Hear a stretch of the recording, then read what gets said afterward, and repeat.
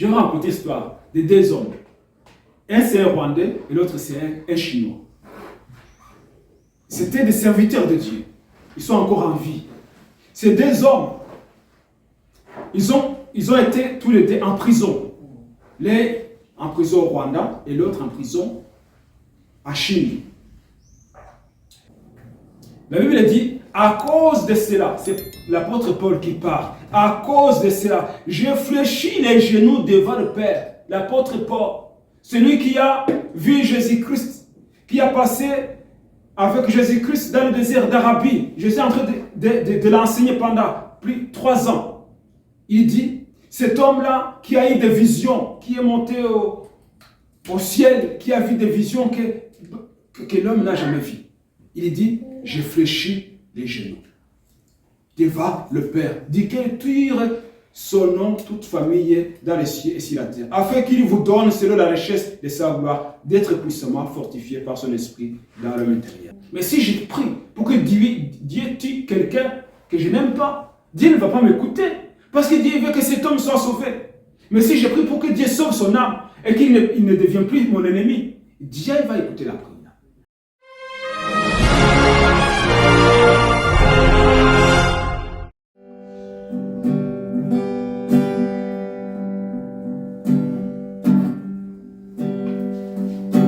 Ébloui par tes mélodies, tu m'entoures de chants d'amour,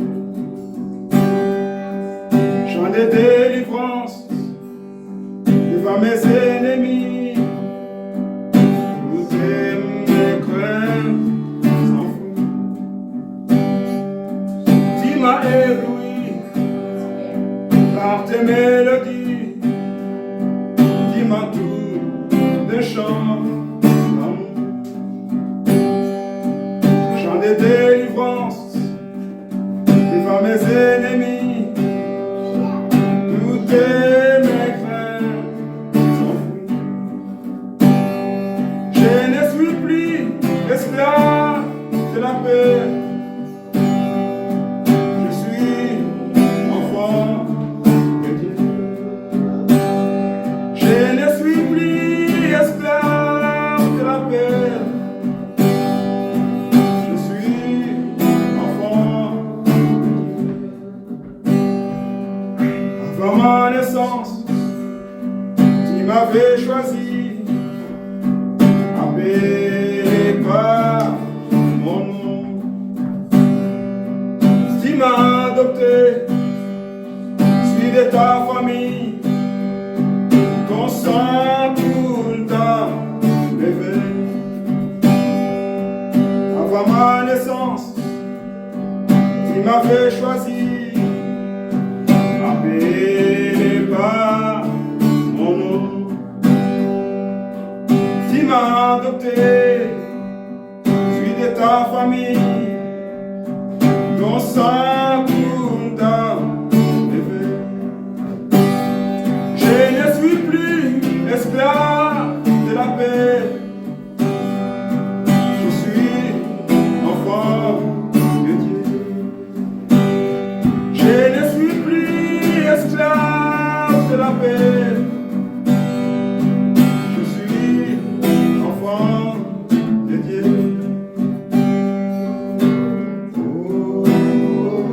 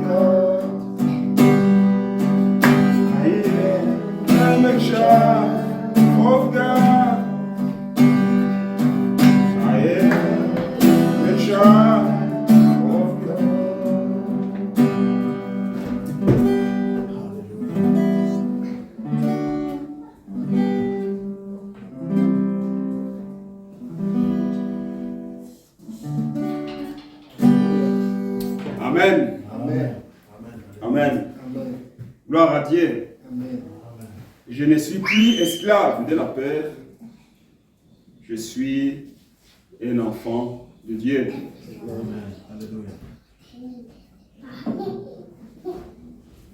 Il est bon de connaître son identité en Christ. Lorsque nous savons ce que nous sommes, ça nous facilite souvent la tâche, ça nous permet d'avancer. Et tout ce que le Seigneur nous a déjà préparé, la Bible dit qu'il a préparé avant de nous créer des œuvres que nous allons accomplir. Amen. Amen. Amen. Aujourd'hui, nous allons partager la parole de Dieu. J'aimerais qu'on puisse voir ensemble 4 choses qu'on peut faire pour obtenir la faveur de Dieu. Donc 4 choses à faire pour recevoir la faveur de Dieu. Elles ne sont pas une loi, hein. Ce ne sont pas des ordres ou des règles à suivre absolument. Mais néanmoins, elles sont indispensables, incontournables. Ces 4 choses qu'on peut faire pour obtenir la faveur de Dieu. Ce sont ces 4 choses que nous allons parcourir ce matin. On va commencer par la prière. Seigneur, nous bénissons ton nom ce matin. Tu es le Dieu de la parole et tu es la parole aussi. Lorsque nous partageons ta parole, nous demandons que tu nous donnes ton esprit, ton onction, pour dire ce que tu veux, que les hommes et les femmes, ton peuple entendent. Nous ne voulons pas dire nos pensées. Je ne veux pas partager mes pensées, je ne veux pas partager mes connaissances, mais je veux partager ta parole. Et j'ai besoin de ton aide, Saint-Esprit, pour que cette parole puisse toucher le cœur de toutes les personnes qui écouteront en différé ou qui écoutent maintenant. Dans le nom de Jésus-Christ. Amen. Amen. Amen. Amen. Amen. Alors je commencerai par une histoire incroyable. Une histoire d'un homme qui avait été marginalisé par la société, par le gouvernement, par la religion et même par sa famille. Une personne qui a vécu dans la souffrance, un homme qui avait passé une partie de sa vie dans la souffrance.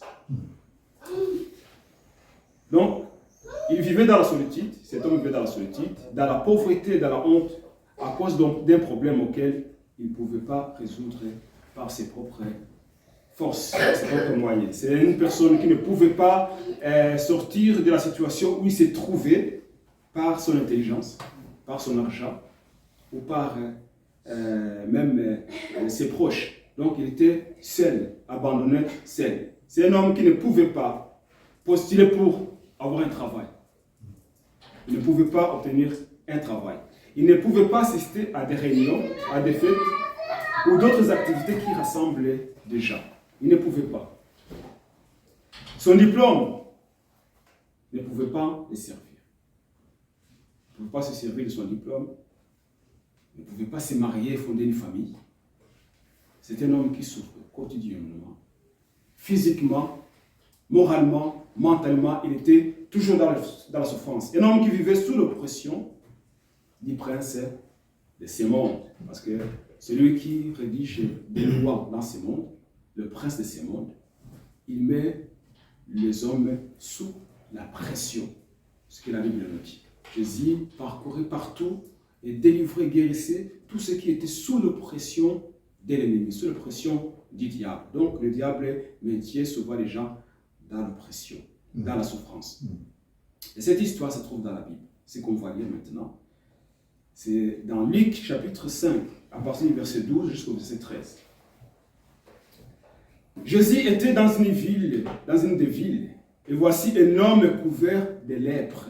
L'ayant vu, tomba sur sa face et lui fit cette prière. Seigneur, si tu le veux, tu peux me rendre pur. Jésus étendit la main, le toucha et dit, je le veux, sois pire. Aussitôt la lèpre le quitta. Amen. Amen. Aussitôt la lèpre le quitta. Cet homme qui était lépreux tomba sur sa face devant Jésus. Il se prosterna devant Jésus. Il y reconnaît qui est vraiment Jésus. En se prosternant, en tombant sur sa face, il nous montre qu'il reconnaissait qui était Jésus-Christ. Vous savez, un juif, un vrai juif, ne pouvait pas se prosterner ou s'agenouiller devant un homme ou devant un objet quelconque. C'était impossible. Un vrai, je dis un vrai juif. Donc, celui qui est vraiment un judaïsant, qui pratique la loi de Moïse. Il ne peut pas et ne pouvait pas s'agenouiller devant un homme, ni devant un statut, ni devant une chose, un objet quelconque. C'était clair dans la loi de Moïse. Les deux premiers commandements sont stricts à ce sujet. On peut les voir même.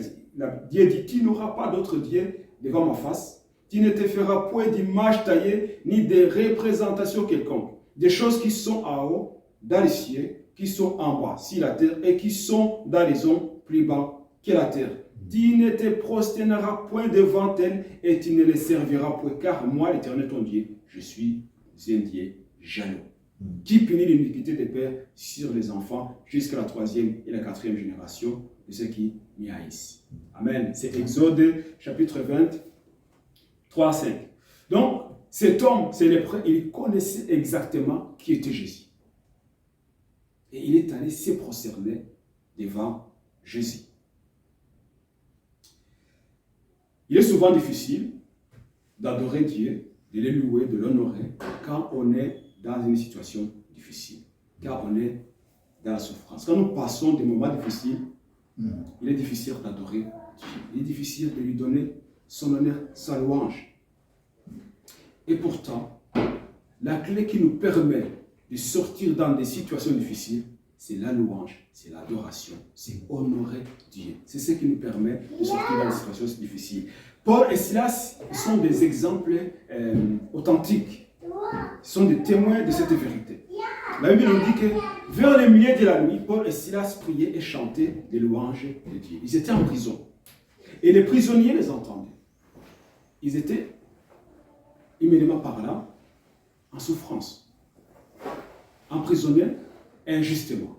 Mais là, ils commencent à louer l'Éternel, ils commencent à adorer le Seigneur. Ils n'étaient pas en train de se plaindre, Seigneur, pourquoi tu nous as permis d'entrer dans cette prison? Il fallait que tu nous défendes.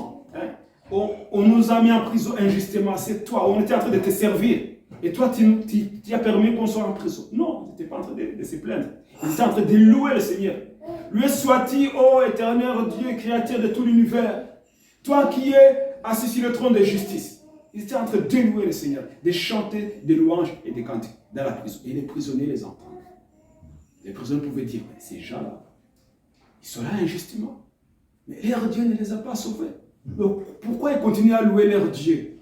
Vous pouvez se poser des questions. Peut-être qu'ils se sont posés ces genres de questions. Des criminels, des meurtriers qui étaient en prison avec Paul et Silas. Mais ces deux hommes-là, ils continuaient. Alors tout à coup, il se fit un grand tremblement de terre. Un tremblement de terre. Lorsque Dieu amène, lorsque Dieu arrive, quand c'est Dieu qui arrive, il y a un tremblement de terre, mais qui ne fait pas tomber des briques, hein, qui ne détruit pas des maisons. Il y a plusieurs passages dans la Bible où on nous montre que lorsque les disciples étaient en train de prier, là où ils étaient, il y avait un tremblement de terre. Mais la Bible ne nous dit pas qu'il y a eu des victimes, des maisons tombées. Non. C'est Dieu, il mettait les fondations des maisons, les murs des maisons, les portes, mais il n'y a rien qui se passe. C'est Dieu qui est là. Donc c'est pour dire la présence de Dieu est là. Amen. Et alors dans la prison, il fit un tremblement de terre, en sorte que les fondements de la prison furent ébranlés. Ébranlés, mais pas tombés. Amen. Parce qu'on ne dit pas qu'il y a eu des victimes. Alors au même instant, toutes les portes s'ouvrirent. Les portes s'ouvrirent. Les portes des prisons s'ouvrirent. Amen. Les chaînes, les liens de tous les prisonniers furent rompus. Vous connaissez l'histoire. Le gardien de la prison, il arrive, il dit, on va me tuer, c'est fini. Ma vie est finie aujourd'hui. Il voulait se suicider parce que les portes sont ouvertes. Les prisonniers sont partis. Qu'est-ce que je vais dire à mes responsables, à mes supérieurs? Et là, il avait peur. Il voulait se suicider. Mais Paul dit non, non, ne faites pas ça. Nous sommes tous là. Nous sommes tous là. Et le salut est entré dans la maison du gardien de la prison, dans sa famille, et même les prisonniers ont reçu le salut. Pourquoi? Parce que Paul et Silas, au lieu de se plaindre, ils étaient en train de faire quoi? D'adorer, de louer le Seigneur. Amen. Amen. La louange et l'adoration, ce sont des armes que beaucoup de chrétiens ne savent pas utiliser. Malheureusement. On ne sait pas utiliser et exploiter ces armes que Dieu a mis à notre disposition. La louange, l'adoration, ce sont des armes que nous avons à notre disposition. Mais nous ne savons pas les utiliser. Je me rappelle qu'il y a une histoire dans la Bible où même le peuple d'Israël allait faire la guerre. Alors, ils ont prié pour demander à Dieu la stratégie. Qu'est-ce qu'on va faire? Quel est le plan qu'il donne pour la guerre? Et Dieu a dit non, mettez une chorale devant. La chorale devant l'armée. Mais c'est insensé. Normalement, tu dis à un officier, à un général, à un commandant de l'armée, tu vas mettre la chorale devant avec les tambourins, les trompettes, et tous des instruments de musique. Ils sont en train de chanter, les militaires derrière. C'est insensé. Mais tout ce que Dieu fait dépasse notre entendement. Dieu nous surprend toujours. Et qu'est-ce qui se passe? La chorale a commencé à chanter et à marcher. Et les ennemis sont commencés à s'entretuer eux-mêmes. Et l'armée, qu'est-ce qu'il est parti faire derrière? Dépouiller. Prendre des dépouilles. C'est tout. Rien d'autre. Parce que Dieu, il sait que la louange, c'est une arme qu'on doit utiliser pour vaincre l'ennemi. Amen. Amen. Amen. Donc, nous allons maintenant voir ensemble 4 choses que cet homme célébré a fait pour obtenir la faveur de Dieu, pour obtenir sa guérison. Amen. Première chose, il s'est approché de Dieu. Première chose, s'approcher de Dieu. Il s'est approché de Jésus malgré l'interdiction de le faire. Cet homme avait cette interdiction. Comme tous les lépreux, il ne pouvait pas approcher des personnes bien portantes. Il ne pouvait pas approcher d'autres personnes. Dans la loi de son peuple, cet homme devait vivre en quarantaine jusqu'à sa guérison ou à sa mort. C'était une vie de souffrance terrible. Les lépreux avaient toujours une cloche pour s'annoncer, afin d'éviter tout contact avec les gens qui, peut-être qu'il allait croiser au milieu d'un chemin. Donc, ils avaient des cloches. Et lorsqu'ils étaient dans l'impossibilité de s'éloigner, d'aller à côté de la route ou de reculer, ils devraient crier. Avec la cloche, ils devraient crier à haute voix, « Je suis lépreux, je suis impur, éloignez-vous! Je suis lépreux, je suis impur, éloignez-vous !» Vous imaginez la vie de cette personne qui était abandonnée, mise à l'écart. Ne pouvait pas aller voir sa famille, ne pouvait pas vivre avec sa famille, ne pouvait rien faire dans sa vie que vivre dans la solitaire, éloigné, dans un endroit où il ne pouvait même pas avoir l'affection d'un ami. Non, tout seul. Donc, il vivait dans la souffrance. C'était interdit de s'approcher des personnes. Mais cet homme, il s'est approché de Dieu. Amen. Il s'est approché de Jésus malgré l'interdiction. Il y a beaucoup de choses qui empêchent les hommes de s'approcher de leur Créateur. Le diable, il sait ces choses. Le diable, il utilise des lois, il utilise des traditions, il utilise beaucoup d'obstacles pour empêcher les hommes et les femmes de s'approcher de Dieu pour obtenir la faveur de Dieu. Le diable, c'est un expert dans ces choses. Il sait comment éloigner les gens. Aujourd'hui, il utilise la technologie. Il éloigne les gens. La technologie, on a maintenant, béni soit le Seigneur pour la technologie elle est bonne. On a Zawirisha, on a tous ces vidéos qui passent. Il y a beaucoup de choses qui nous distraient, qui nous empêchent de nous approcher nous-mêmes de Dieu. Mais on choisit que les autres s'approchent de Dieu pour nous. Je disais à mes enfants et à mon épouse dans notre culte du soir, il y a quelques jours, on dit, souvent les gens, ils mettent de la musique, les gens chantent pour eux. Hein? Ils écoutent les autres chanter, louer Dieu, et c'est devenu une habitude. Et ils ne prennent pas le temps de louer Dieu eux-mêmes, de dire maintenant c'est moi qui vais chanter. Je vais éteindre ces musiques ou je vais chanter avec eux. Donc on écoute la musique des autres, les chants des autres, mais nous on n'arrive pas à louer le Seigneur, on n'arrive pas à chanter. Ce sont des choses qui sont là. C'est une distraction, quelque chose qui nous empêche de nous approcher devant Dieu. On écoute beaucoup d'enseignements, mais on n'a pas le temps de dire, je vais maintenant me mettre à part avec Dieu. Écoutez ce qu'il va me dire lui-même. Parce qu'il parle. S'il a parlé, celui qui est en train de prêcher, il peut aussi me parler. Donc les gens sont distraits. Il y a beaucoup de bonnes choses qui distraient souvent les enfants de Dieu, qui les empêchent de s'approcher de Dieu. Donc, cet homme a sapé l'interdiction. Il a pris le risque. Je prends le risque. Si c'est la mort par lapidation, que je meurs. Mais cet homme-là, c'est Jésus-Christ. Il guérit les malades. Il ressuscite les morts. J'ai entendu beaucoup de choses qu'il a fait. Donc, je vais m'approcher de lui. Peu importe ce qui m'arrivera, je vais m'approcher de lui. Je ne sais pas s'il s'est déguisé, je ne sais pas s'il s'est découvert pour que personne ne puisse découvrir qu'il était lépreux, mais il a pris une décision de saper l'interdiction et d'aller vers Jésus-Christ. Amen. Et c'est donc, il savait que Jésus était le seul capable de mettre fin à son calvaire. La Bible dit, approchez-vous de lui, pierre vivante, rejetée par les hommes, mais choisie et précieuse devant Dieu. Ça, c'est la Bible qui nous dit. Il y a plusieurs passages de la Bible qui nous exhortent à nous approcher de Dieu. Il dit encore, approchez-vous de Dieu et il s'approchera de vous. Amen. Cet homme s'est approché de Jésus et Jésus s'est approché de lui.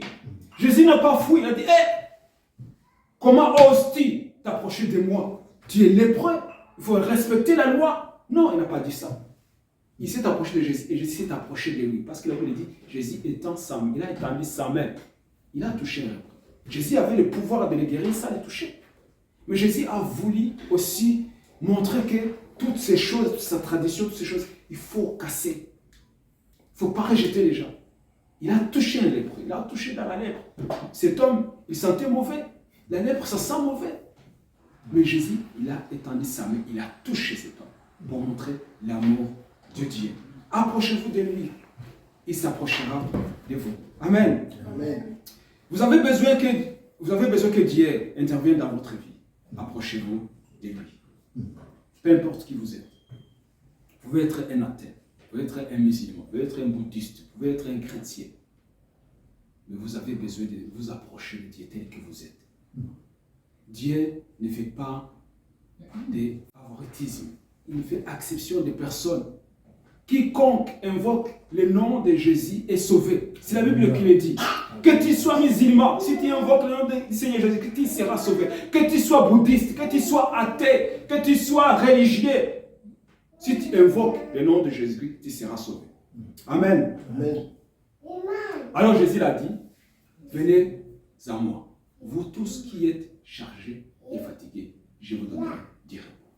Maintenant, c'est Dieu. Jésus dit, venez à moi. C'est à moi qui est la solution. Je suis la source. Vous avez soif, venez à moi pour boire. Vous avez faim, venez à moi pour manger. Parce qu'il a déjà dit, je suis aussi. Ma chair est une nourriture. C'est Jésus qui l'a dit ça. Et mon sang est un breuvage. Venez boire, venez manger gratuitement. Et Dieu donne gratuitement. Amen. Amen. Donc, Jésus n'a pas dit que si vous êtes dans les besoins, allez voir Pierre, allez voir Jean, allez voir Marc et Paul, allez voir un bishop, un prophète. Il n'a pas dit ça. Tous ces hommes de Dieu, y compris moi, nous sommes là pour apporter Jésus aux hommes, apporter le sauveur, apporter celui qui sauve, qui délivre aux hommes. Amen. Amen. Nous sommes là pour présenter Jésus, le sauveur, aux hommes. Mais les gens ne doivent pas venir chez nous. Ils ne doivent pas venir chez moi pour trouver la solution. Quand ils viennent chez moi, je les conduis celui qui a la solution, à Jésus-Christ. Amen. Amen. Aujourd'hui, on peut entendre les gens dire, ah, je vais à l'église de bishop tel, ou je vais à l'église du pasteur tel. Je vais à l'église de... Donc, les églises sont devenues nominatifs à cause des responsables. Ce n'est plus l'église de Jésus, ou ce n'est plus l'église de Dieu, c'est l'église de terre personne. Les gens honorent leurs maîtres, ils honorent leurs pasteurs, ils honorent leurs prophètes au lieu d'honorer Jésus-Christ qui les a engagés. Amen. Alors Jésus dit, venez à moi. C'est à moi que vous devez venir. Il ne faut pas aller chez le prêtre, il ne faut pas aller chez le sacrificateur. Venez à moi. Tous ces hommes-là, toutes ces femmes, ils sont là pour me servir. Ils vous présentent qui je suis. Et lorsque vous me recevez, alors je fais le travail. Amen. Amen. Donc Jésus n'a pas dit, allez voir quelqu'un d'autre, allez voir l'apôtre, allez voir le prophète. Amen. Mais quelqu'un peut me demander, où est-il pour que je m'approche de lui? Où est ce Jésus qui est en train de me parler? Où est ce Jésus qui te dit que je dois m'approcher? Dieu est omniprésent. Il est omniprésent. Et la Bible dit que, or, sans la foi, il est impossible de lui être agréable. Car il faut que celui qui s'approche de Dieu croit que Dieu existe et qu'il est le rémunérateur de ceux qui le cherchent. Amen. Amen. Hébreux 11, 5, 6. Donc, où est Jésus? Il est partout. Tu es dans une mosquée. Jésus est là. Les gens peuvent dire, mais qu'est-ce que David est en train de raconter? Jésus ne va pas dans une mosquée, Jésus n'est pas musulman. Tu vas dans un temple de bouddhistes, Jésus est là. Il est en prison, il est dans les hôpitaux, il est partout. Là où tu te trouves, partout où tu te trouves, si tu as besoin de lui, il est là. Il suffit d'ouvrir la bouche et de lui parler. Amen. Amen. Donc ça, la foi, il est impossible de le... Donc c'est pour ça que Dieu dit, je suis omniprésent, je suis partout. Tu as besoin de moi. Tu n'as pas besoin de faire des kilomètres, des kilomètres. Tu as besoin de prendre l'avion pour aller, je ne sais pas dans quelle montagne. Non. Je suis là. Là où tu es, c'est là où je suis. Amen. Amen. Dieu est omniprésent. Et Jésus, il a dit aussi, mais quand tu pries, entre dans ta chambre. Dans ta chambre. Ferme ta porte et prie ton Père qui est là, dans le lieu secret. Qui est là, dans le lieu secret. Amen. Amen. Amen. Dieu, il est là. Approche-toi de lui. Approchez-vous de lui. Tout simplement. Il s'approchera de vous. Gloire à Dieu. Deuxième chose à faire. Donc, deuxième chose à faire. Première chose, s'approcher de Dieu. Deuxième chose, l'adorer, le louer et l'honorer. Adorer Dieu, le louer et l'honorer. Alors cet homme, c'est le prêtre, il tomba sur sa face devant Jésus. Il se prosterna devant Jésus. Il se prosterna devant Jésus. Il tomba sur sa face. Lorsque Jésus tombe, lorsque les hommes s'approchent de Dieu, comme chose, ils vont l'adorer. Amen. Amen. Donc, il s'approche de Jésus, il s'approche de Dieu, et après, il adore. Cet homme s'est prosterné devant Jésus-Christ, c'était un acte d'adoration. C'est un acte d'adoration. C'est de reconnaître que celui-là, il est supérieur. Je dois m'incliner. Je dois me prosterner. Je dois m'agenouiller devant lui. Donc, venez prosternons-nous et humilions-nous, fléchissons les genoux devant l'Éternel, notre Créateur. Psaume 95, verset 6. Dieu nous invite à venir se prosterner devant lui, à nous humilier devant lui, à fléchir nos genoux devant lui. Aujourd'hui, il est parfois difficile de fléchir nos genoux devant Dieu. C'est difficile. On peut demander à une personne, ça remonte à quand tu t'es mis à genoux pour prier, pour adorer Dieu. On va dire, c'est pas nécessaire. Dieu écoute nos prières, même quand on est debout, même quand on est assis, même quand on s'allonge sur notre lit, Dieu nous écoute. Oui, Dieu écoute les prières. Dieu écoute les prières. Mais dans la Bible, on va voir beaucoup de gens qui se sont prosternés. Normalement, se prosterner, c'est pas se mettre à genoux. C'est face contre terre, thorax et genoux, tout. Donc tu te mets à terre, complètement à terre. C'est ça, c'est prosterner. Et la Bible nous dit, Abraham se prosterna devant l'Éternel. Josué s'est prosterné devant l'Éternel toute la journée. Dit matin au soir. Comme ça, face contre terre. Josué. Donc, beaucoup d'hommes se sont prosternés. Les hommes des héros bibliques se sont prosternés devant Dieu. Pourquoi? Parce que notre Dieu mérite la révérence. Il mérite l'honneur et la gloire. Donc, parfois il est difficile des gens de se mettre à genoux.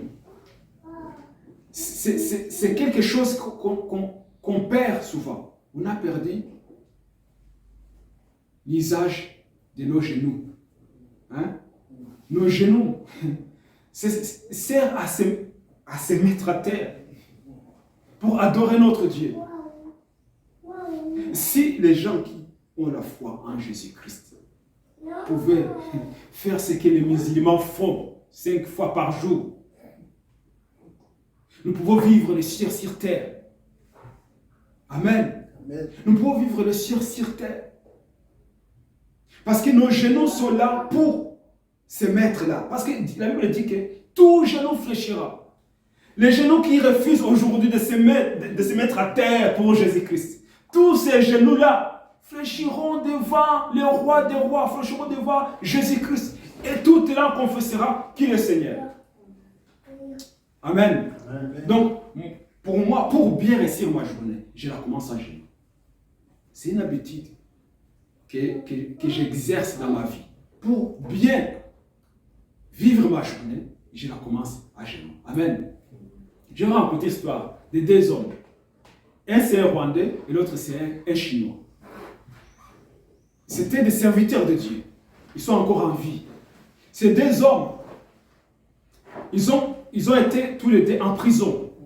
L'un en prison au Rwanda et l'autre en prison à Chine.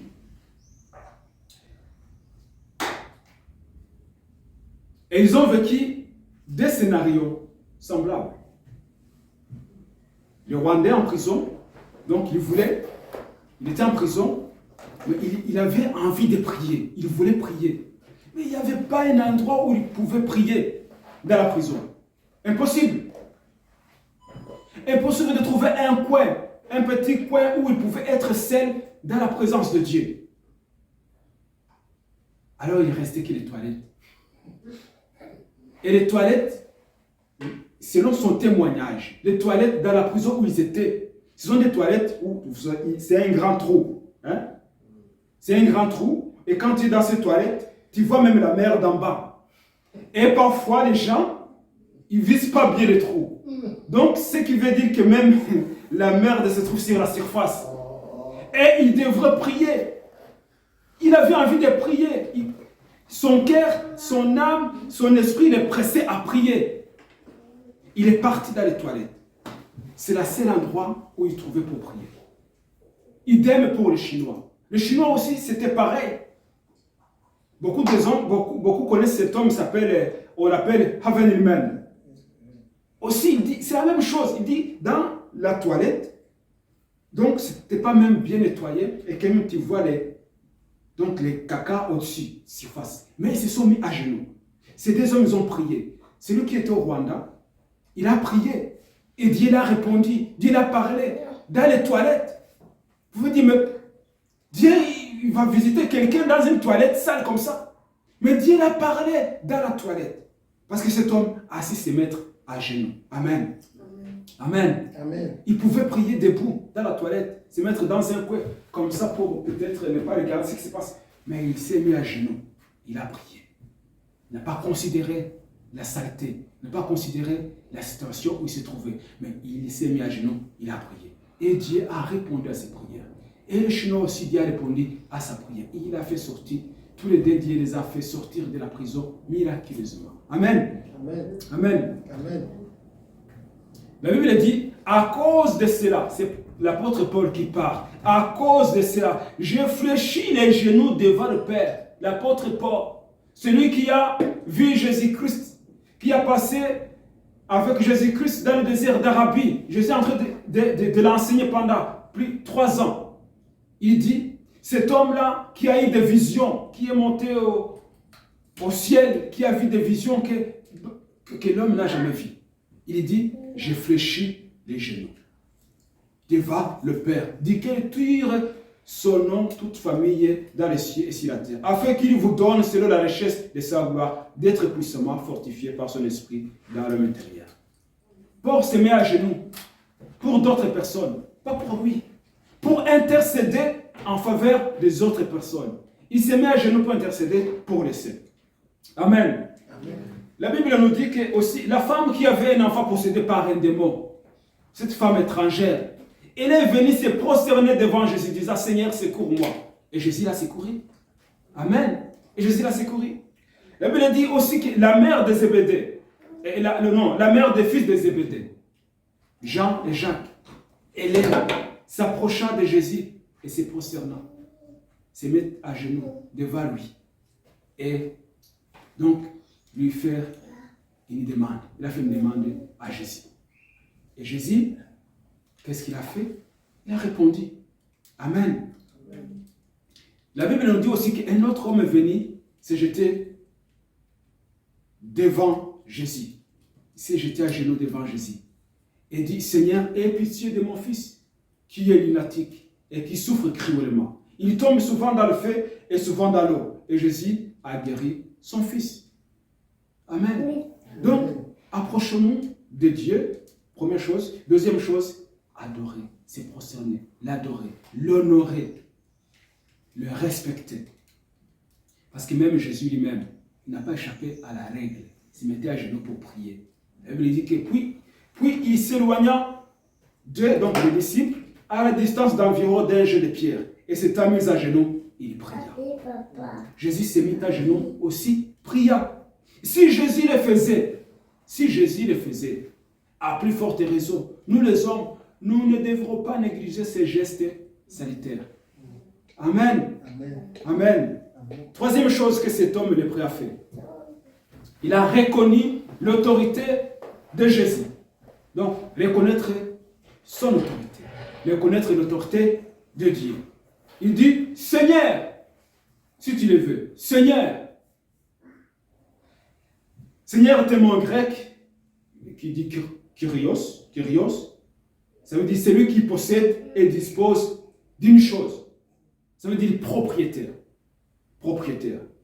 Donc, chez les Grecs, Seigneur, ça veut dire que propriétaire de tout. Tu es propriétaire des terres, propriétaire des serviteurs. Donc, tu es propriétaire de tout.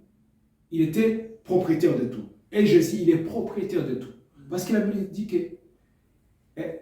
au commencement était la parole, et la parole était avec Dieu, et la parole était Dieu. Toutes les choses ont été créées par elle. Et rien de ce qui a été créé n'a été créé sans elle. Donc, il est le créateur de tout. Il est le Seigneur de tout. Amen. Amen. Et la définition de l'internaute que j'aime beaucoup, il dit, le Seigneur est un titre pour désigner Dieu dans la liturgie chrétienne. Bien qu'il désigne Dieu, le Père, dans l'Ancien Testament, il sert aussi à nommer son Fils, le Christ, à partir du Nouveau Testament. Donc, Dieu est Seigneur. Jésus est Seigneur. La Bible dit qu'il est le Seigneur des Seigneurs. Amen. Amen. Donc, lorsqu'on s'adresse au roi de ce monde, aux hommes forts de ce monde, il y a toujours un protocole à respecter. Souvent on dit, Son Excellence, Monsieur le Président, Son Excellence, Son Altesse, Sa Majesté la Reine. Donc, ce sont des protocoles, des termes qu'on utilise. Hein? Vive Sa Majesté le Roi, mon général. Donc, on honore ces hommes supérieurs qui sont là. Il y a des titres qu'on respecte. On ne peut pas aller chez le roi Philippe et dire, hey, monsieur, comment ça va? Ce n'était pas possible. Si tu venais parler, toi, Son Excellence, le roi, Son Altesse le roi, et puis tu commences à lui dire ce que tu vas lui dire. Et c'est comme ça, c'est le protocole à respecter. Alors c'est après qu'on a reconnu l'autorité et la position de quelqu'un qui est supérieur qu'on peut lui parler de la raison de notre présence. Amen. Cet homme, il reconnaît Jésus comme Seigneur. Seigneur, si tu veux, Seigneur. Et vous remarquez que Jésus ne lui a pas demandé de s'élever et dire, non, non, non, lève-toi, lève-toi. Il ne faut pas faire ça. Je suis un homme comme toi. Est-ce que Jésus a dit ça? Non. Jésus savait qui il est. Et il savait aussi, et cet homme savait aussi ce que Jésus était. Jésus ne l'a pas dit, lève-toi. Parce que Dieu aime sa gloire. Et ne la partage à personne. C'est quelque chose que Dieu ne peut pas partager à personne. Il nous a donné tout, sauf sa gloire. Amen. Amen. Dieu ne partage à personne sa gloire. Et Jésus est Dieu. Jésus est le roi des rois, le Seigneur des seigneurs. Il est le créateur de tout l'univers. Il est le sauveur de l'humanité. Il est le Fils de Dieu. Amen. En reconnaissant qui il est, vous reconnaissez en même temps ce que vous êtes par rapport à lui. Si je reconnais que Jésus est le créateur, je reconnais que c'est lui qui m'a créé. Amen. Si je reconnais que Jésus-Christ est le sauveur, je reconnais qu'il est le seul capable de me sauver. En reconnaissant qui il est, nous reconnaissons en même temps que ce que nous sommes par rapport à lui. Amen. Amen. Que nous sommes dépendants de lui. Que nous ne pouvons rien faire sans lui. Nous ne pouvons rien faire sans lui. Vous pouvez bâtir un empire, être l'homme le plus fort, le plus riche de la terre. Mais si Jésus n'est pas votre Seigneur, tout est vanité et poursuite divine. Tout est vanité et poursuite divine. C'est ce que le roi Salomon a dit. Tout ce que vous avez gagné vous servira d'aucune utilité face à la mort. Sans Jésus-Christ, vous êtes rien. Tout ce que vous pouvez avoir, la gloire, sans Jésus, c'est rien. Parce qu'on n'emportera rien du tout dans le séjour des morts. La Bible dit, c'est pourquoi aussi Dieu l'a souverainement élevé, Jésus, et lui a donné le nom qui est au-dessus de tout nom, afin qu'au nom de Jésus, tout genou fléchisse dans les cieux, sur la terre et sous la terre, et que toute langue confesse que Jésus-Christ est Seigneur à la gloire de Dieu le Père. Amen. Amen. Il continue, la Bible dit, et quoi que vous fassiez en parole ou en œuvre, faites tout au nom du Seigneur Jésus, en rendant par lui des actions de grâce à Dieu le Père. La Bible continue, si tu confesses de ta bouche le Seigneur Jésus, et si tu crois dans ton cœur que Dieu l'a ressuscité des morts, tu seras sauvé. Le Seigneur Jésus, il est Seigneur des seigneurs, il est le roi des rois. Dieu l'a élevé au-dessus de tout. Amen. Afin que tout genou fléchisse devant lui et que tu confesse qu'il est Seigneur. Donc nous devons reconnaître, proclamer et confesser la Seigneurie de Jésus. Si nous voulons vivre ce que le royaume de Dieu nous offre, nous devons reconnaître la Seigneurie de Jésus-Christ. Quatrième chose, faire connaître nos besoins à Dieu. Amen. Amen. Première chose, s'approcher de Dieu. Deuxième chose, l'honorer et l'adorer. Troisième chose, reconnaître qui il est. Et quatrième chose, faire connaître nos besoins à Dieu. Amen. Cet homme, c'est lépreux, il dit, si tu le veux, tu peux me rendre pire. Donc, je suis impur. J'ai besoin que tu me purifies. Je suis lépreux, j'ai besoin que tu me guérisses. Tu me guérisses. J'ai besoin de ton aide. Il décrit son aide, l'impureté. Amen. Amen. Dieu nous demande de nous approcher de lui, de l'honorer, de l'adorer, de reconnaître qu'il est capable de faire ce que nous demandions et de lui présenter nos besoins. Amen. Amen. La Bible dit, ne vous inquiétez de rien, mais en toutes choses, faites connaître vos besoins à Dieu. Faire connaître nos besoins à Dieu. On sait que Dieu, il est omniprésent, omniscient, omnipotent. Il sait toutes choses. Amen. Amen. Il est partout en même temps. Il sait ce que j'ai besoin. N'est-ce pas? Mais ce que Dieu veut, c'est que moi, je puisse lui dire ce que j'ai besoin.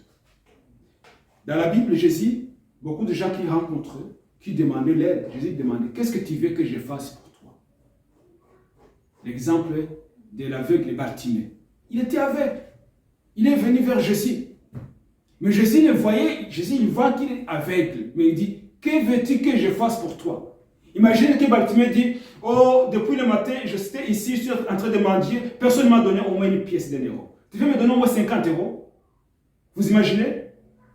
Jésus peut dire, oh, 50 euros, je te les donne. Mais il va rentrer toujours aveugle. C'est pour ça que Jésus demande, qu'est-ce que tu veux que je fasse pour toi? Parce que souvent, on va vers Dieu, mais lorsqu'on commence à prier, on présente nos sujets de prière, et quand on a fini de prier, si quelqu'un te pose la question, qu'est-ce que tu as demandé à Dieu? Tu ne sais même pas ce que tu as demandé à Dieu. Tu as oublié. Parce que tu pries en vague.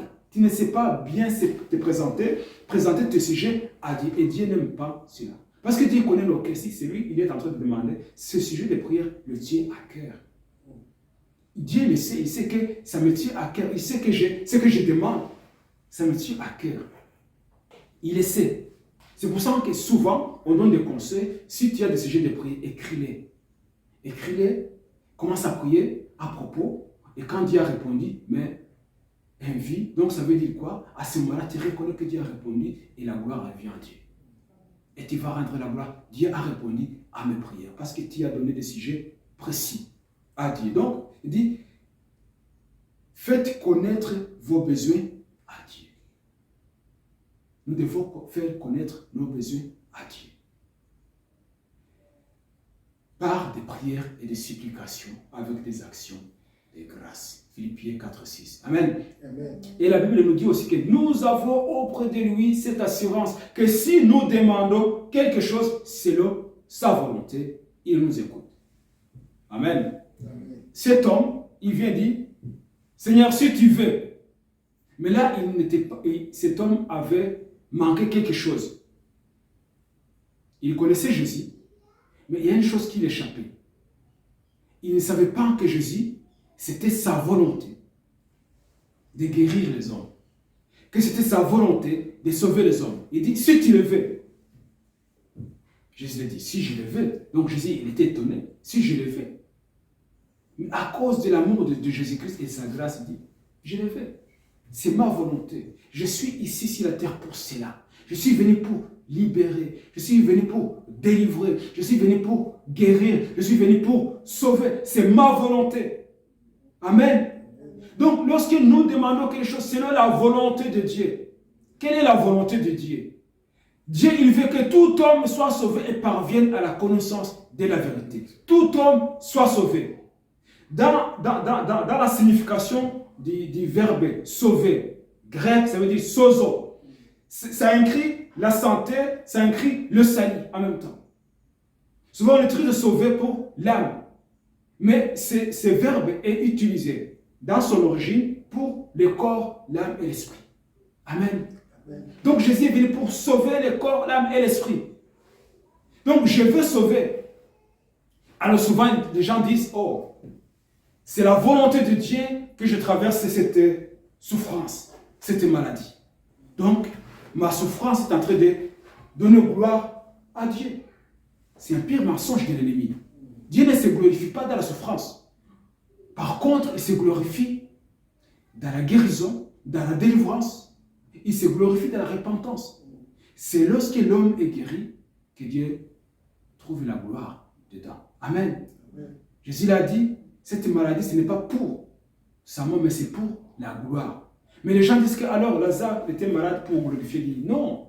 Dieu s'est glorifié lorsque Lazare est ressuscité des morts. C'est là où Dieu a trouvé sa gloire.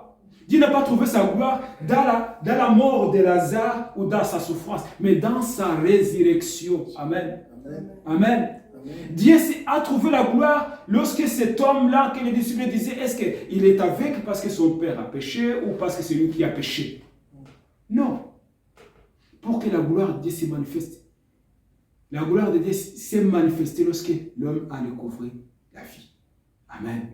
C'est lorsque nous sommes guéris que Dieu se glorifie. C'est lorsque nous sommes sauvés que Dieu se glorifie. C'est lorsque nos prières sont exaucées que Dieu se glorifie. Donc, c'est la volonté de Dieu de sauver, de guérir, de libérer, de délivrer. C'est ce que Dieu fait.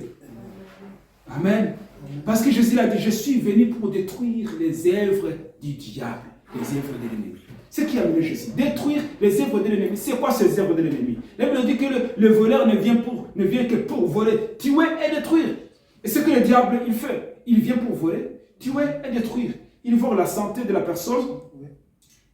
La personne commence à être malade, il est en train de détruire son corps, après il va le tuer. Il vole le mariage. Il vole l'homme ou il vole la femme. Il vole les enfants. Il vole la richesse. Donc, il est un voleur. Mais Jésus a dit, moi, je suis venu pour donner la vie et la vie en abondance. Ce que le diable vole, Jésus le donne. Ce qu'il détruit, Jésus le reconstruit.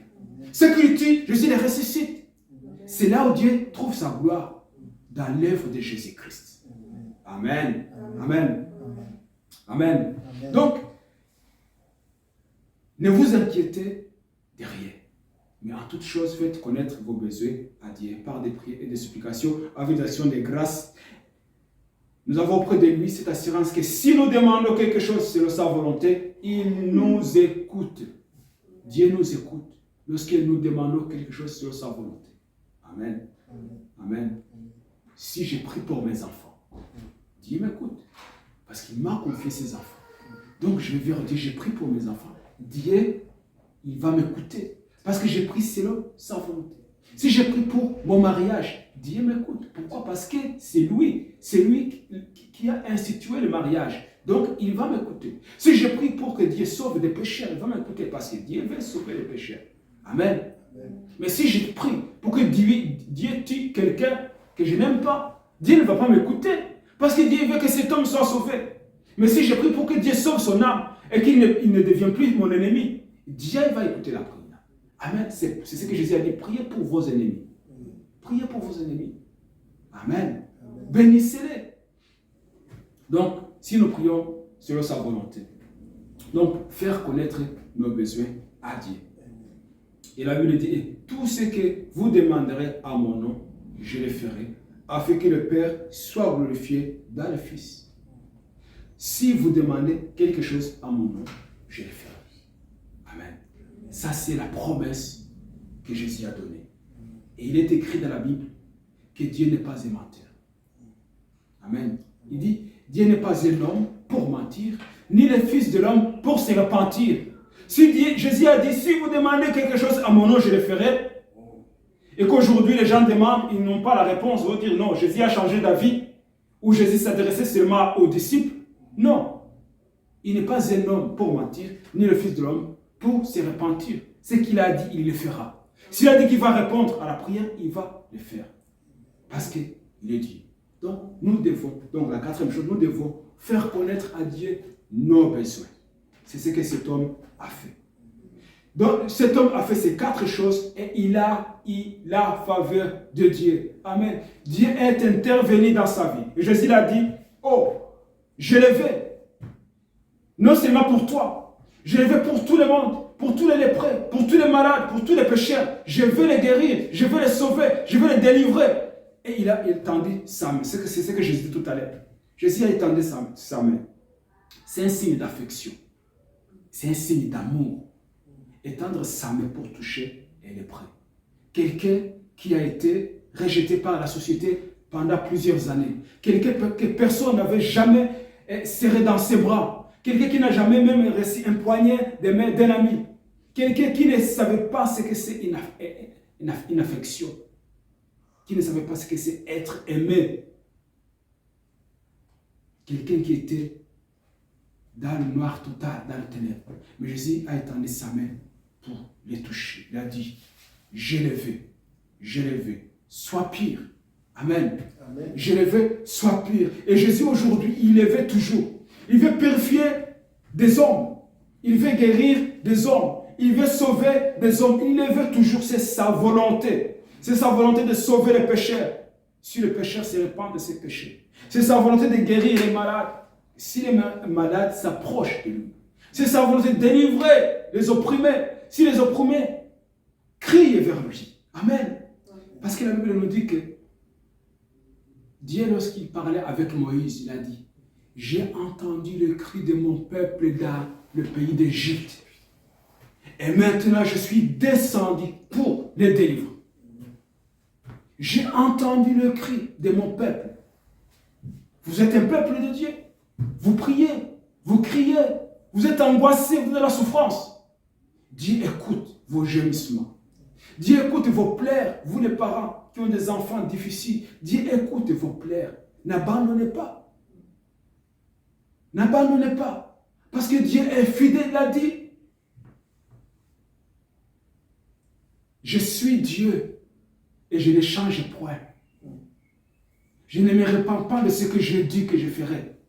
Il ne va pas se repentir s'il a dit que j'écouterai vos prières. Il ne va pas changer d'avis. N'abandonnez pas. Continuez. Dieu écoutera vos prières. On ne sait pas depuis quand le peuple d'Israël a commencé à crier vers l'Éternel. Mais la Bible nous montre qu'ils ont souffert en Égypte. Il y a un moment où ils vivaient heureux. Et il y a un moment où on a commencé à les utiliser comme des esclaves. Et là, ils ont commencé à souffrir. Et ils ont commencé à crier vers le Dieu d'Abraham, d'Isaac et de Jacob. Donc, peut-être la souffrance est là depuis longtemps. Mais ici, nous venons de voir 4 choses qu'il faut faire pour obtenir la faveur de Dieu. Sans ces compréhension, il y a beaucoup de choses qu'on peut faire. Mais Dieu est miséricordieux. Il est le Dieu des grâces, des bontés, des miséricordes. Il guérit même si tu ne fais pas ces 4 étapes. Il est capable de faire. Mais ce sont des choses que j'ai vues et que j'ai développées, que j'ai trouvées dans ce récit que nous avons lu. Qui peut vous aider, qui m'aide, qui peut nous aider à nous approcher, à recevoir la faveur de Dieu. Amen. Vous êtes dans la souffrance, approchez-vous de Dieu. Vous avez besoin de quelque chose, approchez-vous de Dieu. Il s'approchera de vous. Reconnaissez qu'il est le seul capable de résoudre votre problème. Reconnaissez son autorité. Et il est là pour exercer sa justice. Et il est juste. Amen. Amen. Dieu n'est pas injuste, il est juste. Il est juste. Et Dieu aime tout le monde. Personne n'est venu à Jésus, voir Jésus. Jésus a dit non. Venez demain. Aujourd'hui, je suis occupé. Non. On va nulle part dans la Bible une personne qui est venue voir Jésus et qui est retournée chez lui sans avoir été répondu, sans avoir été guéri ou sans avoir été béni. Personne. Tous ceux qui sont venus vers Jésus-Christ, ils ont trouvé ce qu'ils voulaient. Tous. Donc Jésus ne peut pas te dire, non, aujourd'hui, je suis occupé par les problèmes d'Ukraine. Ne viens pas vers moi. Viens dans 3 mois. Non. Jésus ne peut pas te dire, aujourd'hui, laisse-moi, je suis en train d'imposer les mains à un homme qui a un cancer et ça va me prendre du temps pour que ce cancer quitte son corps. Attends. Fais la file ou prends un rendez-vous. Jésus ne fait pas ces choses. Jésus, il est permanent. Il est accessible 24 heures sur 24 heures. Partout où tu as besoin de lui, il est là. Amen. Amen. Amen. Approchez-nous de lui, il s'approchera de nous. Reconnais qui il est. Adorons-le, honorez-le et présentez nos besoins à lui. Il est fidèle. Fidèle. Pour nous répondre. Pourquoi? Parce qu'il ne change pas. La Bible dit en Hébreux 13, 8, Jésus-Christ ne change pas. Il est le même hier, aujourd'hui et éternellement. Il ne change pas. Et cet homme, c'est lépreux, je vais terminer par là. Jésus le touche et la lèpre est partie. Il devient un autre homme. Sa peau est purifiée.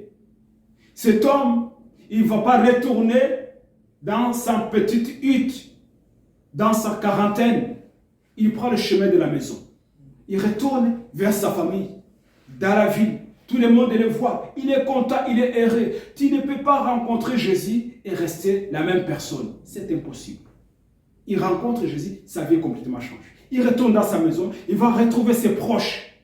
Il va poster pour un travail. Il va commencer à aller dans des fêtes. Il va commencer à vivre normalement. Pourquoi? C'est ce que Jésus fait. C'est ce que Jésus fait. Le diable, il mettait les gens dans l'esclavage. Tu vas voir un jeune qui était vraiment quelqu'un d'intelligent et quand il commence à toucher à la cigarette, à la drogue, il devient clochard. Il est dans la rue, sa vie est complètement déboussolée.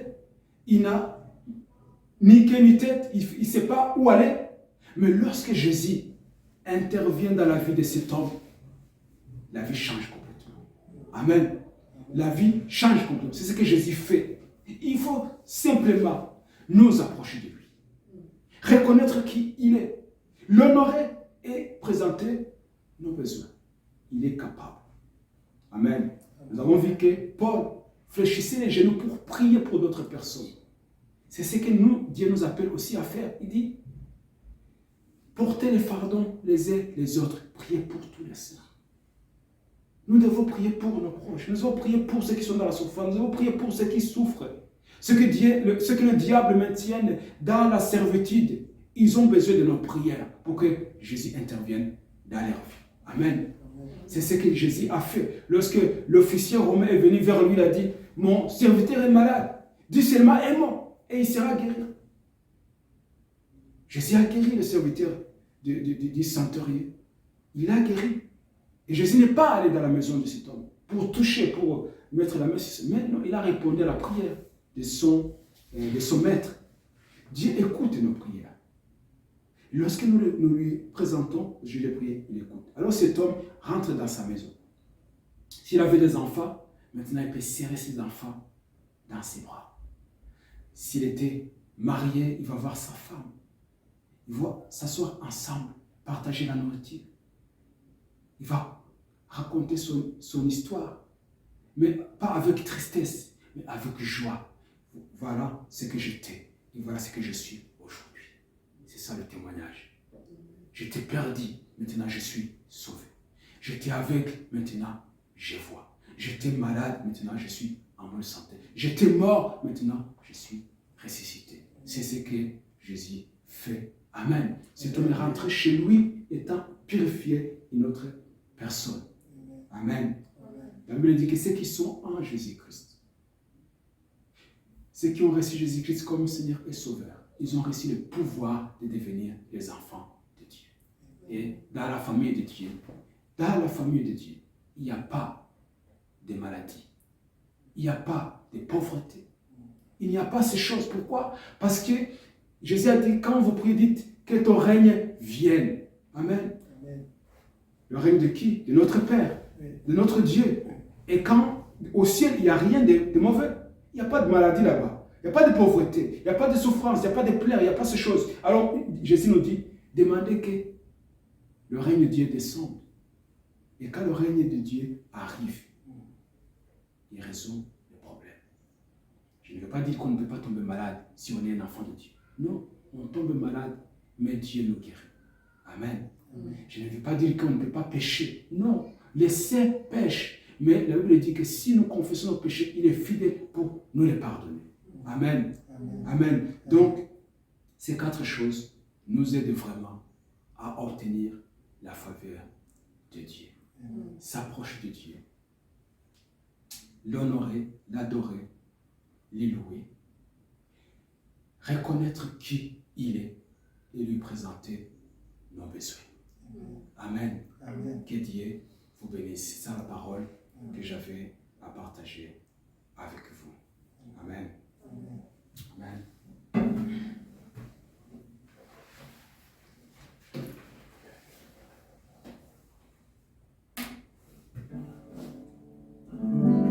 On va l'adorer parce que Dieu habite au milieu de l'ange de son peuple.